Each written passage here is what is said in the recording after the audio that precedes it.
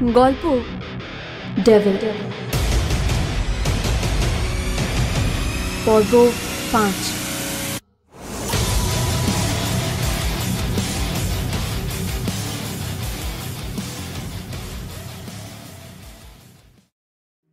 গুরুজির প্রচণ্ড আঘাতে ছিটকে পড়ে পুতু। ধীর পায়ে এগিয়ে আসে গুরুজি, পুতুর চুলের মুঠি ধরে টেনে তোলেন। এইটুকু মেয়ে, তার আবার এত তেজ। মেয়ে হয়েছ, মেয়ের মতো থাকো, বুঝলে? বেশি উপরে ওঠার চেষ্টা করবে তো পায়ের তলায় পিষে দেব। না, আর থাকতে পারে না স্নেহা। বন্দি তো কি হয়েছে, আজ পুতু ওদের দেখিয়ে দিয়েছে কিভাবে লড়তে হয়। খবরদার, খবরদার, মেয়েদেরকে নিয়ে একটাও বাজে কথা বললে মুখ ভেঙে দেব, চেঁচিয়ে বলে স্নেহা। বাকি মেয়েরাও আওয়াজ তোলে। তারা সবাই হাততালি দিতে থাকে আর খুব জোরে বলতে থাকে, ঐশিকি, ঐশিকি, ইয়েস ইয়েস, ঐশিকি তুই পারবি, ঐশিকি, ঐশিকি। হেই, এত সাহস! হ্যাঁ, এত সাহস তোদের এলো থেকে? এমন মজা দেখাবো না যে টের পাবি। আরে আরে, তোর মার খেয়েও লজ্জা নেই? নিজের চেহারাটা একবার দেখ, কেউ চিনতেও পারবে না। এবার ঈশিতাও আর থাকতে পারলো না। মেয়েদেরকে ছোট করে দেখা এবার বন্ধ করুন গুরুজি। একটা মেয়েদের মধ্যে বিদ্রোহের আগুন জ্বালিয়ে দিয়েছে, আর কতদিন ছোট করবেন? করবো করবো করবো করবো, 100 বার করবো। এই এই এই তোরা শোন, এই মেয়েগুলোকে গাড়িতে তোল, তোল, গাড়িতে তোল। অনুষ্ঠানেতেই আমি কাজ চালাবো। আর আর ওই কি ওর ওর আমি এমন হাল করব যাতে আর কেউ কোনোদিন মাথা তুলে দাঁড়াতে না পারে আমার সামনে। এরপর চুলের মুঠি ধরে খুব জোরে পুতুকে মাটিতে আছড়ে ফেললেন গুরুজি।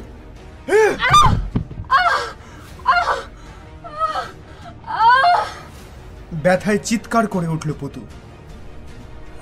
আমি আমি আমি আমি হাত জোড় করছি আপনার সামনে, প্লিজ ওকে এভাবে কষ্ট দেবেন না, প্লিজ প্লিজ।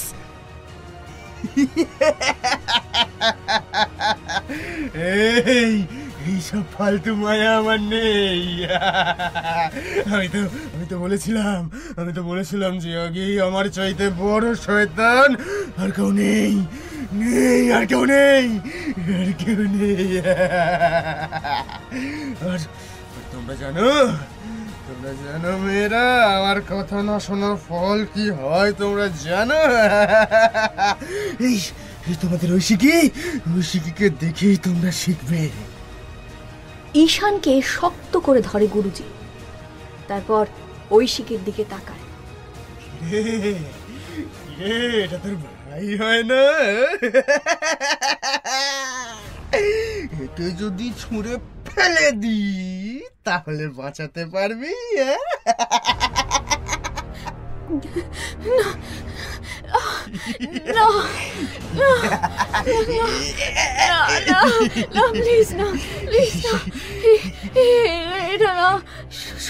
সহ্য করতে পারবো না।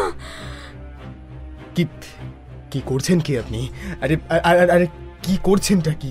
আর কত পাপ বাড়াবেন নিজের? হ্যাঁ, এই কাজটা করবেন না গুরুজি, এই কাজটা করবেন না। আইন আপনাকে কিন্তু ছাড়বে না। আগে ধরুক তবে না। আচ্ছা মামুনি, চলো একটা খেলা খেলি। আমি ঈশানকে মারবো না, সত্যি প্রমিস। কিন্তু তোকে একটা কাজ করতে হবে।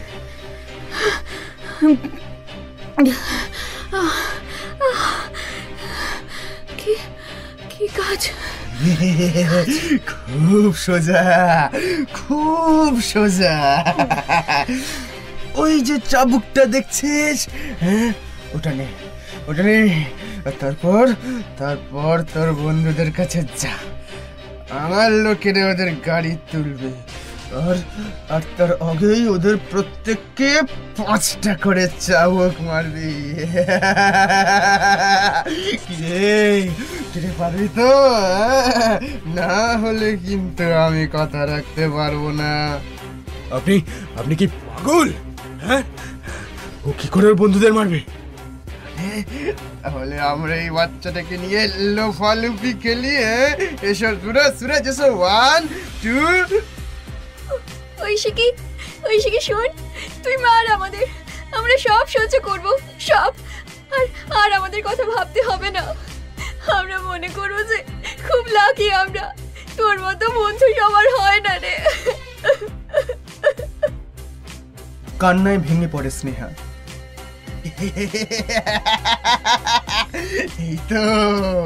এই তো বুদ্ধি খুলেছে তোমার। নাও নাও নাও নাও নাও নাও নাও, শুরু করো। সময় নেই আমার হাতে। চাবুকটা তোলো। ধীর পায়ে টলতে টলতে এগিয়ে যায় পুতু, চাবুকটা তোলে, তারপর ধীরে ধীরে বন্ধুদের কাছে যায়।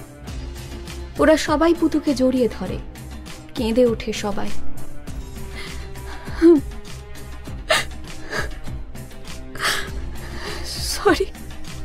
সরি রে, এটা করতে হচ্ছে আমার, তোর জন্য আমরা সব সহ্য করবো রে। আর কি আমরা নিউ ইয়ার পার্টি করতে পারবো একসাথে ঐশিকি?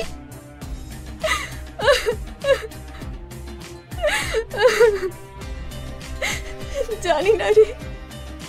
চলো চলো চলো চলো চলো চলো, দেরি করো না ঐশিকি। শোনো, দেরি করতে নেই মা, তুমি তো বলো শুরু করো। পুতু চাবুকটা শক্ত করে ধরে। Sorry, I am extremely sorry, ক্ষমা করিস আমার। পুতু এগিয়ে যায় স্নেহার দিকে।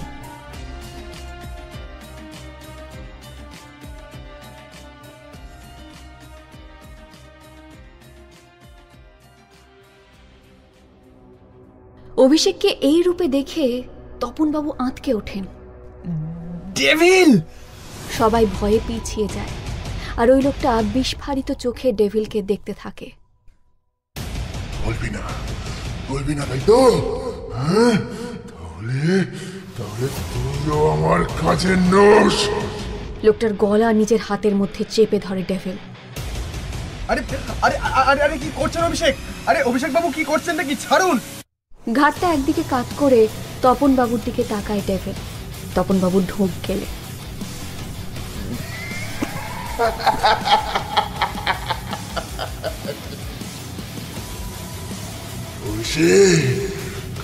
অভিষেক, আমি যখন থাকবো তখন ওর কোনো অস্তিত্ব থাকবে না অফিসার, কোনো অস্তিত্ব থাকবে না। প্লিজ প্লিজ প্লিজ ওকে ছেড়ে দিন, প্লিজ প্লিজ। আইনকে নিজের কাজ করতে দিন, নিয়ম মেনে চলুন।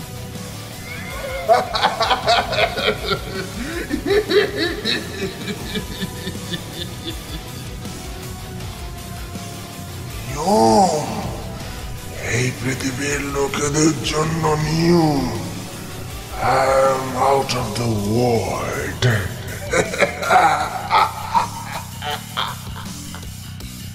লোকটার গলায় আরো একটু চাপ বাড়ায় ডেভিল। বলছি আমি বলছি। ছেড়ে দেয় ডেভিল।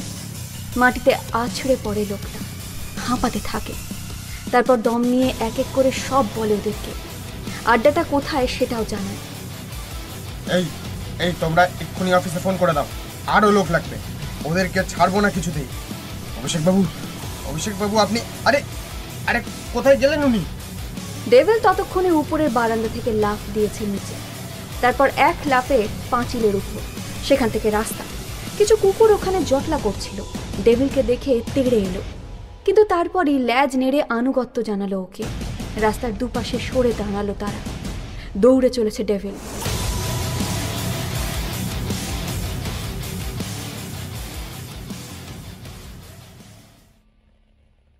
এদিকে সবকটি মেয়েকে গাড়িতে তোলে গুরুজির লোকেরা। তারা প্রত্যেকেই চাবুকের মারের ব্যথায় কাতরাচ্ছে। মাটিতে হাঁটু গেড়ে বসে আছে পুতু। এতক্ষণ ও যা করলো তা স্বপ্নেও ভাবেনি। নিজের বন্ধুদেরই মারল। ঈশানকে কোলে নিয়ে গুরুজি এগিয়ে এলেন। ঠিক সেই সময় একজন লোক ওনার কাছে এলো। বস, আপনার ফোন। এখন আবার কে বিরক্ত করছে? এত এন্টারটেইনমেন্ট হচ্ছে এখানে, যত সব। কে করেছে? আপনার ছেলে। চোখের ভাব চেঞ্জ হলো গুরুজি। ফোনটা ধরলেন তিনি। হ্যালো বাবা, বাবা, আজ আমার একটা বড় ম্যাজিক শো আছে বাবা, তোমার আশীর্বাদ। কেন কেন এসব বাজে কারণে তুমি ফোন করো আমি বুঝি না। এসব এসব 2 টাকার ম্যাজিক শো এর জন্য আমার কোনো ইন্টারেস্ট নেই। বাবা, বাবা, তুমি এত নিষ্ঠুর হতে পারো কি করে? আমি আমি কতটা নিষ্ঠুর তুমি জানো না? তুমি জানো না? জানি, আমার চোখের সামনে তুমি আমার মাকে গলা টিপে মেরেছিলে, আর ভাইকে তুমি। চুপ! একটাও কথা বলবে না, রাখো। ফোনটা কেটে দিলেন গুরুজি। ওনার ছেলে মাথা নিচু করে বসে রইল। তিল তিল করে নিজেকে তৈরি করেছে সে। বাবার মতো পাপই হবে না কিছুতে। আজ তার অনেক নাম ডাক। একজন লোক এসে ওকে ডাকলো। জাদুকর এক্স, আপনার শো শুরু হবে। হ্যাঁ, এক্স নামেই ও বিখ্যাত। ছেলের ফোনটা রাখার পর কিছুক্ষণ চুপ করে রইলেন গুরুজি। না না, ঐশী অনেক বড় কাজ করেছে। তাই যাও যাও মা, যাও নিজের মার পিসির হাতের বাঁধনটা তুমি খুলে দাও। যাও। পুতু দৌড়ে গেল আর বাঁধন খুলে দিল।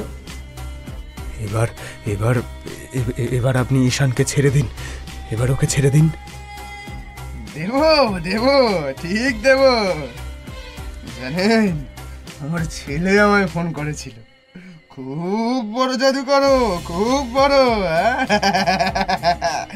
আমি তৈরি করলাম, আর আর বেটা আমাকেই দোষ দেয়। হ্যাঁ, ওরা ওরা যমজ ভাই ছিল, কিন্তু কিন্তু একটা দুর্বল ছিল।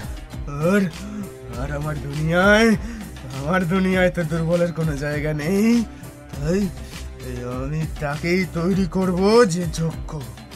আর আপনারা তো জানেন, যারা যোগ্য তারাই টিকে থাকে। তাই ঠিক করলাম পৃথিবী থেকে সরিয়ে দেব ওই দুর্বল ছেলেটাকে। তৈরি করব যে যোগ্য তাকে। ওদের মা বাধা দিতে এসেছিল, কিন্তু গলা টিপে মেরে দিলাম ছেলের সামনেই। দারুণ দারুণ দারুণ দারুণ দারুণ না?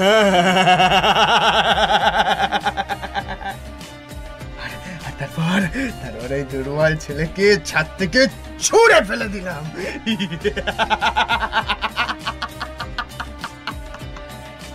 সবাই অবাক হয়ে গুরুজিকে দেখছিল। গুরুজি পুতুর দিকে তাকালো। বিশ্বাস হচ্ছে না, তাই না? সরি ঐশী, কি কথা দিয়েও না রাখাটা আমার স্বভাব। তিনি ঈশানকে নিচে ছুঁড়ে দিলেন। এক মুহূর্তের জন্য গোটা পৃথিবী যেন স্তব্ধ হয়ে গেল। নিজের চোখকে বিশ্বাস করতে পারছিল না কেউ। এমনকি গুরুজির দলের লোকেরাও হতভম্ব। বিশ্বাস হলো এবার?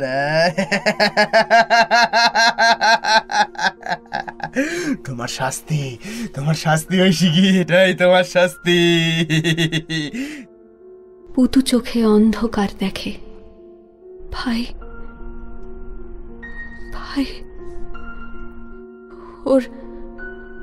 ওর ভাই আর নেই, কোনোদিন আর খেলবে না।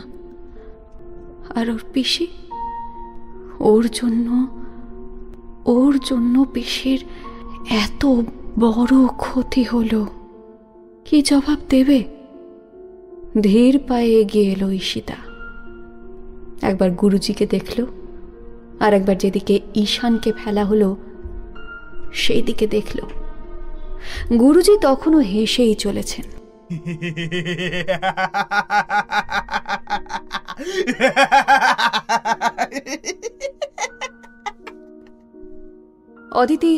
অদিতি দৌড়ে এসে ঈশিতাকে জড়িয়ে ধরে। এই দিনটা কেউ আশা করেনি। সব মেয়েরা কেঁদে ওঠে। সোমনাথ মাথায় হাত দেয়।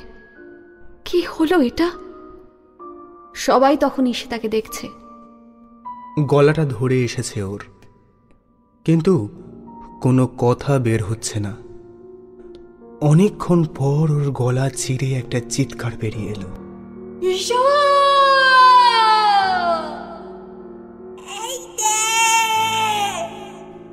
ঈশানের গলা। আমি এখানে কোলে চেপে আছি আমি। সবাই উদ্ভ্রান্তের মতন যেদিক থেকে আওয়াজ এসেছে সেদিকে তাকায়। Are you missing me, little princess? Devil. আর তার কোলে ঈশান জড়িয়ে ধরে আছে ডেভিলকে। এগিয়ে আসে ডেভিল, ঈশিতার কাছে যায়, ঈশানকে কোল থেকে নামিয়ে দেয়। ঈশিতা জড়িয়ে ধরে ঈশানকে, প্রাণ ফিরে পায় ও। ডেভিল তারপর পুতুর কাছে আসে, ভালো করে দেখে ওকে একবার। মুহূর্তে হাওয়ার বেগে গুরুজির সামনে গিয়ে দাঁড়ায় ও। জ্বলে ওঠে ওর দুই চোখ, সবুজ চোখ। গুরুজি মন্ত্রমুগ্ধের মতো ওর দিকে চেয়ে থাকেন। ঘাড় কাত করে গুরুজিকে একবার দেখে ডেভিল, তারপর সাপের মতো হিস হিস করে ওঠে ডেভিল।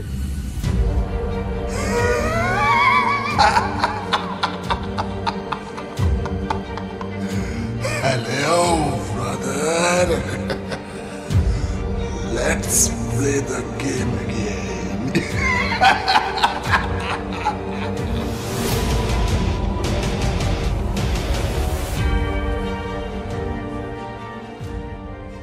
গুরুজি মন্ত্রমুগ্ধের মতো দেখল ডেভিলকে। মুখে একটা স্মিত হাসি, কিন্তু কপালে বিন্দু বিন্দু ঘাম। ডেভিল ঘাড় কাত করে ওনাকে দেখছে, স্থির দৃষ্টি, চোখের পলকটাও পড়ছে না। সেই দৃষ্টি কি ভয়ানক সেটা একমাত্র যে দেখেছে সেই জানে। একটু পিছিয়ে এলো ডেভিল, তারপর গুরুজির বুকে সজোরে লাথ মারল। ছিটকে পড়লেন গুরুজি। কোনো রকমে হামাগুড়ি দিয়ে তিনি উঠে বসলেন। প্রচন্ড আঘাতে ওনার বুকে ব্যথা করছে। একবার চারিদিকে দেখলেন উনি, সবাই ওনার দিকে তাকিয়ে আছে। খুব অপমানিত বোধ করলেন উনি। তারই লোকেদের সামনে একজন এভাবে হেনস্থা করবেন তা উনি স্বপ্নেও ভাবেননি। এই গাধার দল, এই গাধার দল, ধর, ঘিরে ফেল, ঘিরে ফেল ওকে, ঘিরে ফেল। লোকগুলো ঘিরে ফেললো ডেভিলকে। ডেভিলের মুখে সেই ক্রূর হাসি।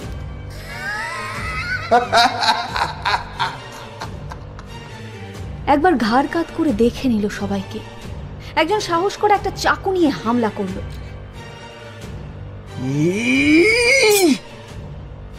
ডেভিল সরে গেল, লোকটা মিস করলো। তারপর ডেভিল লোকটার গলাটা ডান হাত দিয়ে ধরলো আর হ্যাঁচকা টানে মাটি থেকে উঠিয়ে দিল। মাটিতে সপাটে আছড়ে দিল লোকটাকে। লোকটা আর উঠল না, ও কোনো দিনই উঠবে না। এবারে দুজন লোক একসাথে হামলা করলো। ডেভিল এক হাত দিয়ে একজনকে চাপটে ধরলো, আর একজনের তলপেটে সজোরে একটা লাথ মারলো। ওই লোকটা পেটে হাত দিয়ে বসে পড়ল। যে লোকটাকে ডেভিল হাতের মধ্যে জাপটে রেখেছিল তাকে ঘুরিয়ে সামনে নিয়ে এলো আর মাথাটাকে দু হাত দিয়ে চেপে ধরলো। ঘাড় কাত করে দেখছে ওকে ডেভিল। হঠাৎ ডেভিলের চোখ দুটো জ্বলে উঠল, গ্রিন আইজ। লোকটার ঘাড়টা পেছন দিকে ঘুরিয়ে দিল ডেভিল। একটা কিছু মুটকে যাওয়ার শব্দ হলো। লোকটার মাথায় একটু হাত বুলিয়ে সামনের দিকে এগিয়ে গেল ডেভিল। লোকটা ধপ করে মাটিতে পড়ে গেল। এও আর উঠবে না। যে লোকটা মাটিতে বসেছিল সে একটা চাকু নিয়ে পেছন থেকে হামলা করলো, কিন্তু পারল না। পুতু রেডি ছিল। লোকটার কোমরে একটা লাথ মারলো, তারপর নিজের কনুই দিয়ে মুখে খুব জোরে আঘাত করলো। পেছন থেকে নয়, পেছন থেকে নয়, পারলে সামনে যা। ডেভিল যেন তাণ্ডব করছে, আর কেউ এগিয়ে আসছে না। সত্যি কেই বা অকালে মরতে চায়? সেই ফাঁকে ঈশিতা আর পুতু মিলে বাকি মেয়েদের গাড়ি থেকে বার করে দিল। ঠিক তখনই সুরজ সাহু গুরুজির কানে কানে কিছু একটা বলল। গুরুজির চোখগুলো চকচক করে উঠল। খুলে বলো সুরেশ, খুলে বলো, ভালো করে বলো। বস বস আর কমজোরি হচ্ছে ওর ওর ছেলে ঈশান। ঈশান আর তারপর ওই সিকি। ঈশান জানে না যে ওটাই ওর বাবা, কারণ ওর মুখ কালো কাপড়ে ঢাকা। ঈশান যদি ওকে বাবা বলে ডাকে তাহলে ওর মধ্যে একটা চেঞ্জ দেখা যাবে। ওর মনে পড়ে যাবে যে ও একজন বাবা, কোনো ডেভিল নয়। আমি সব শুনেছি ওই দিন। পুরাণ ঠাকুর আর ডক্টর বাসু একই কথা বলছিলেন। সাব্বাস বেটা, যেভাবেই হোক ওর মুখের কাপড় সরাতে হবে, তাহলে ঈশান ওকে দেখতে পাবে। তোরা এক কাজ কর, ম্যাজিকের জন্য আয়নাগুলো নিয়ে আয়, এমন ভাবে সেট কর যাতে সূর্যের আলো গিয়ে ওর চোখে পড়ে, ঝলসে যায় চোখ। জলদি কুইক। গভীর প্ল্যান করলেন গুরুজি। দলটা দুভাগে ভাগ হয়ে গেল। একদল চলে গেল আয়নাগুলো আনতে, আরেক দল ঘিরে ধরল ডেভিলকে। সূর্য তখন একদিকে হেলে পড়েছে, পশ্চিম দিকে যাচ্ছে সূর্য। ঠিক সেই মতো আয়নাগুলো নিয়ে আসা হলো। গুরুজি এবার হাসছেন। উনি জানেন খেলাটা এখন ওনার হাতে।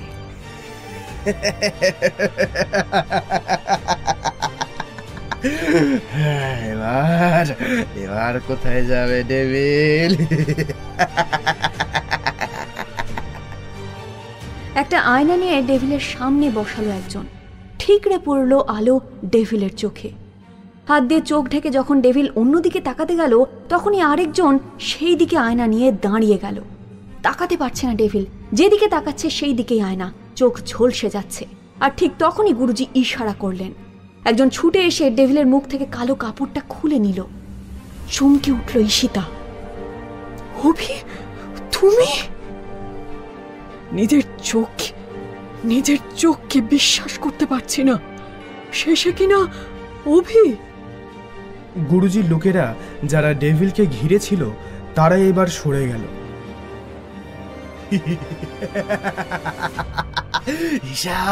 ঈশান সোনা, কে বলো তো, চিনতে পারছো? বাবা বলে নেবে কোলে। দুহাত বাড়িয়ে বাবার দিকে এগিয়ে যায় ঈশান। মাথাটা হাত দিয়ে চেপে ধরে ডেভিল।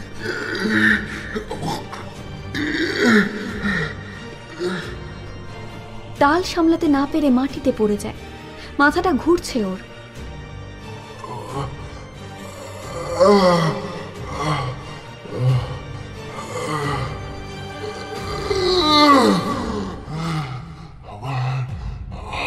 সেই মানুষের ইমোশন ঘেন্না করিয়ে ঘেন্না। লুটিয়ে পড়ে ডেভিল। কথাটা মুখেই রয়ে যায়।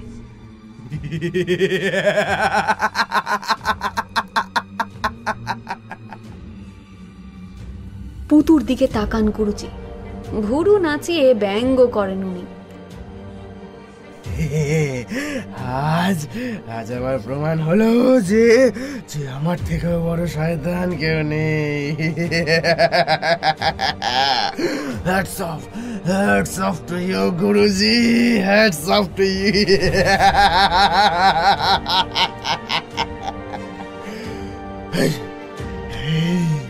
দেখছিস কি? শেষ কর একে। এবার তুই নর্মাল মানুষ।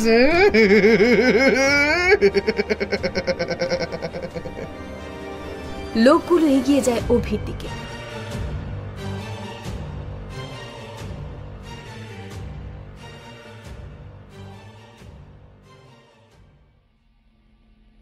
আজ পরাণ ঠাকুর পাগলের মতন করছেন, সারা দিন ধরে চিৎকার করেই চলেছেন। মহান লুসিফার, মহান লুসিফার, দয়া করো, মেয়েটাকে হাঁটতে দিও না প্রভু, মেয়েটাকে হাঁটতে দিও না, জাগো প্রভু, জাগো জাগো। মেন্টাল অ্যাসাইলামের আকাশ বাতাস কেঁপে উঠছে ওনার মন্ত্রধ্বনিতে। ওদিকে লোকগুলো এগিয়ে চলেছে অভির দিকে, কিন্তু না, এ কি, পুতু এসে দাঁড়িয়েছে ওদের মাঝখানে। নিজের চুলটা ঠিক করে নিল পুতু, তারপরে স্টান্ট নিল। ঠিক তখনই ঘটল একটা আশ্চর্য ঘটনা। ঈশিতা এসে পুতুর পাশে দাঁড়ালো, হাত রাখলো পুতুর কাঁধে। অদিতি এসে দাঁড়ালো পুতুর আরেক পাশে, ঠিক তার পাশে দাঁড়ালো সোমনাথ।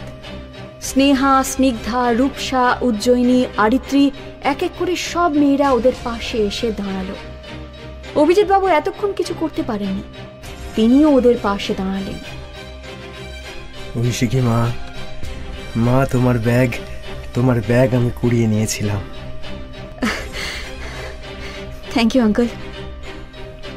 পুতুর মুখে হাসি, ব্যাগ থেকে বের করলো একটা বড় প্যাকেট। লোকগুলো ওদের কাণ্ড দেখে থমকে গেছিল। গুরুজি ধমক দিলেন, এই এই সিনেমা দেখছিস? সিনেমা দেখছিস নাকি তোরা? শেষ কর, শেষ কর, শেষ কর, ওদের শেষ কর, শেষ কর। চারজন লোক ওদের দিকে এগিয়ে এলো। পুতুও তৈরিই ছিল। যেই লোকগুলো কাছে এলো অমনি পুতু প্যাকেটটা ছিঁড়লো আর সেখান থেকে কি যেন একটা ওদের চোখে ছিটিয়ে দিল।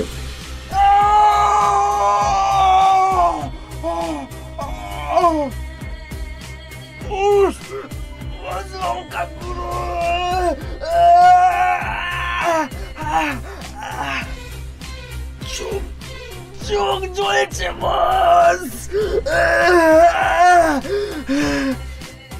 সব বাস পুতু বেবি। আরো প্যাকেট আছে নাকি? দে দে দে, আমাকে দে। ঠিক সেই সময় পুলিশের গাড়ির সাইরেন শোনা গেল।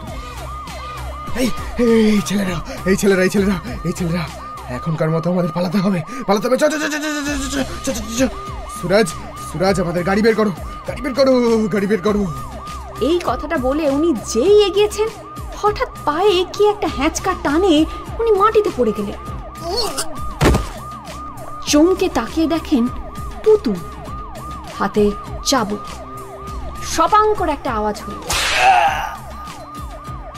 গুরুজির পিঠের কাপড়ে আস্তে আস্তে একটা লাল রেখা ফুটে উঠল। যন্ত্রণায় কুঁচকে গেলেন গুরুজি। কেমন লাগলো গুরুজি?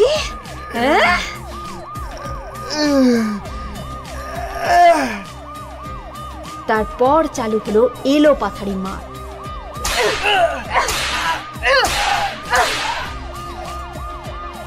সবাস পুতু, সবাস, আরো মারো। আমার বাবাকে মারতে চেয়েছিল এই লোকটা, আরো মার। সুরজ সাহু আটকাতে এলো, কিন্তু বাকি মেয়েরা ওর চোখে লঙ্কা গুঁড়ো মাখিয়ে দিল। সোমনাথ ছুটে এসে পুতুকে আটকালো। এই পুতু ছাড়, মেরে ফেলবি নাকি? ছেড়ে দে, ছাড় এবার। পুলিশ ততক্ষণে চলে এসেছে। তপন বাবু এসে স্যালুট করলেন।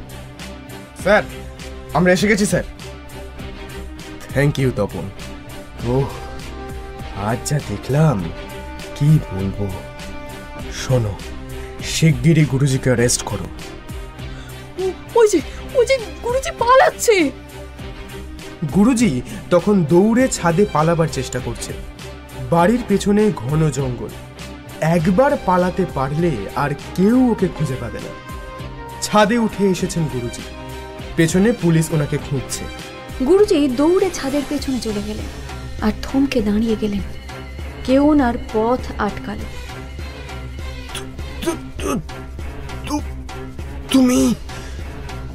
তুমি তো। লোকটা এগিয়ে আসে গুরুজির দিকে। তপনবাবু দলবল নিয়ে ছাদে উঠে এলেন। কিন্তু কোথাও গুরুজিকে পেলেন না। হঠাৎ একজন কনস্টেবল চিৎকার করে উঠল, স্যার স্যার একবার দেখে যান। তপনবাবু ওই দিকেই গেলেন। ও গড, গুরুজির শেষে এই পরিণতি। অভিজিৎ বাবু, পুতু, সোমনাথ, ঈশিতা, অদিতি সবাই উপরে উঠে এলো আর দেখলো সেই দৃশ্য। একদম নিচে গুরুজি চিৎ হয়ে পড়ে আছে, রক্তে ভেসে যাচ্ছে জায়গাটা। পালাতে গিয়ে পা পিছলে গেল মনে হয়। লোকটা শাস্তি পেল। এই দৃশ্য দেখা যায় না। চলুন চলুন আমরা অভির কাছে যাই, চলুন। আমি ডক্টর বাসুকে ফোন করছি। ওরা নিচে নেমে আসে, অভিষেককে সবাই মিলে ধরে নিচে নামায়। তোমাদের প্রত্যেকের চিকিৎসার দরকার, আর তোমরা আজ যা করেছো তার জন্য আমি তোমাদের পুরস্কারের ব্যবস্থাও করব। আর তুমি ঐশিকী মা, যা করার তো তুমিই করলে, সত্যি। এরপর ওরা হসপিটালে পৌঁছে যায়।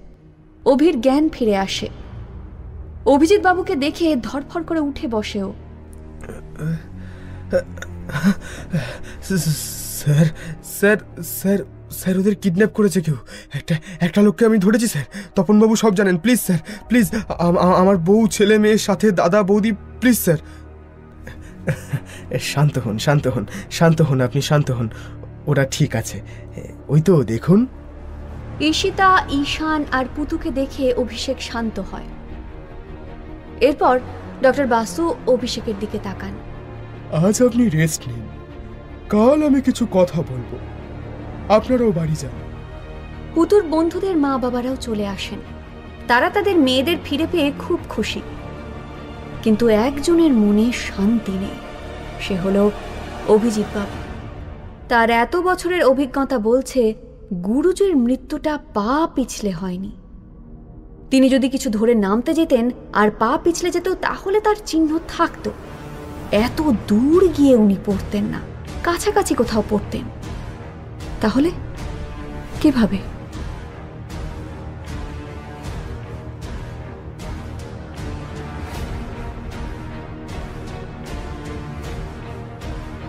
গল্পের পরবর্তী অংশ শোনার জন্য শুনতে থাকুন ডেভিল।